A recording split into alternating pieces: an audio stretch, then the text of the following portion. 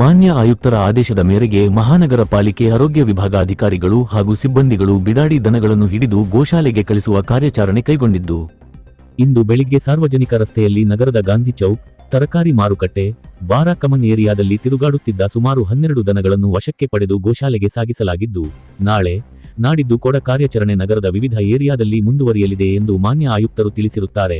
ಹಾಗೂ ದನಗಳ ಮಾಲೀಕರು ಯಾರಾದರೂ ಪಾಲಿಕೆ ಕಾರ್ಯಕ್ಕೆ ಅಡ್ಡಿಪಡಿಸಿದ್ದಲ್ಲಿ ಅವರ ಮೇಲೆ ಸೂಕ್ತ ಮುಂದಿನ ಕಾನೂನು ಕ್ರಮ ಕೈಗೊಳ್ಳಲಾಗುವುದು ಎಂದು ಎಚ್ಚರಿಕೆ ನೀಡಿದರು.